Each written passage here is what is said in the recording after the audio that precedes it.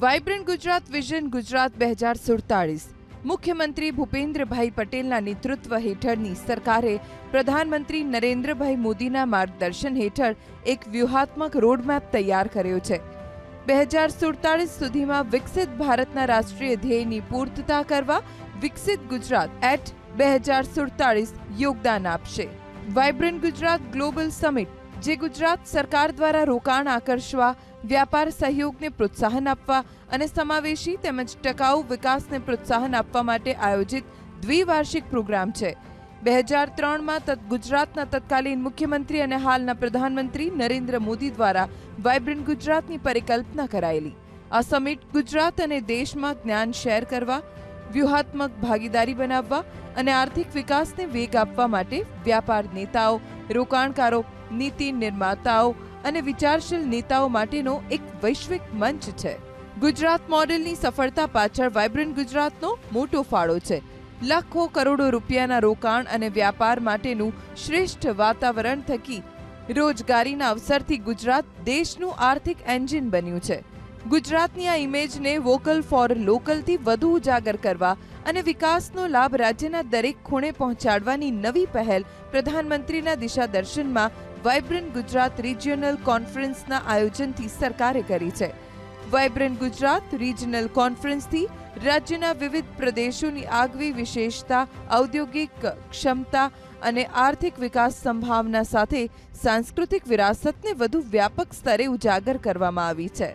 Vibrant Gujarat global સમિટની ઉત્તરોત્તર સફળતાના પરિણામે ગુજરાત વેપારી રાજ્યની ઇમેજથી આગળ વધીને હવે ન્યૂ એજ ઇન્ડસ્ટ્રીનું હબ બનવા તરફ અગ્રેસર છે. AI, space tech, fintech, semiconductor, defence and aerospace, EV અને ગ્રીન એનર્જી જેવા ફ્યુચરિસ્ટિક સેક્ટર્સના ઉદ્યોગોના કેન્દ્ર સ્થાને ગુજરાત દેશનું પથ પ્રદર્શક રાજ્ય બન્યું છે. यह कॉन्फ्रेंसेस गुजरात के हर जिले के लिए उनकी योग्यता और क्षमता के अनुसार नई इंडस्ट्रियल अपॉर्चुनिटी देंगे और विकसित भारत के प्रधानमंत्री जी के विजन को साकार करने में ये कॉन्फ्रेंस महत्वपूर्ण भूमिका निभाएंगे. Gift city, Dholera special investment region, Semicon, greenfield ports અને ગ્રીન એનર્જી છે જેવા ફ્યુચર રેડી મેગા પ્રોજેક્ટ્સથી સંચાલિત હશે.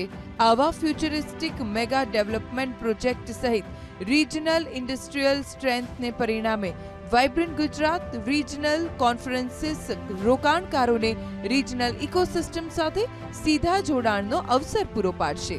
अगले 20 वर्ष ज्यादा महत्वपूर्ण है.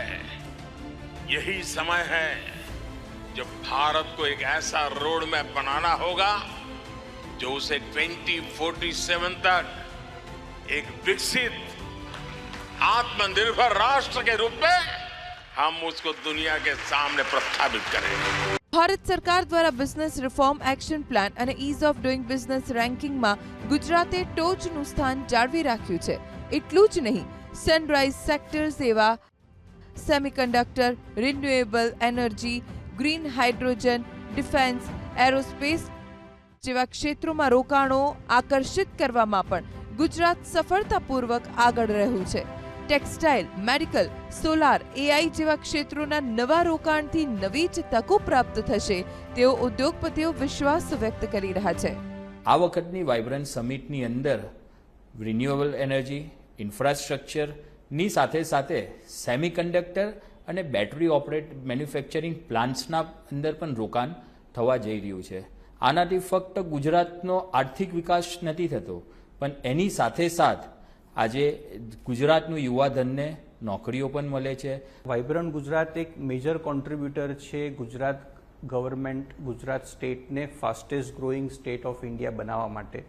અને જ્યારે કોઈ પણ ઇન્ડસ્ટ્રીઝ આવે છે સ્ટેટમાં તો એ ખૂબ જ એમ્પ્લોયમેન્ટ ક્રિએટ કરે છે. એ એમ્પ્લોયમેન્ટથી કન્ઝમ્પશન થાય છે, કન્ઝમ્પશનથી ઇકોનોમીમાં ગ્રોથ આવે છે. તો not only Gujarat but India માટે પણ ગુજરાત મોટું કોન્ટ્રીબ્યુટર આજ સુધી રહેલું છે.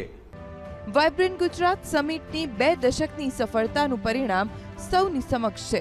ત્યારે વિકસિત ભારત 2047ના ધ્યેયને પામવા ગુજરાતની પહેલ પરિણામમાં સફળતાપૂર્વક પરિણમે તે માટે મુખ્યમંત્રી ભૂપેન્દ્રભાઈ પટેલની નેતૃત્વની સરકાર કટિબદ્ધ છે.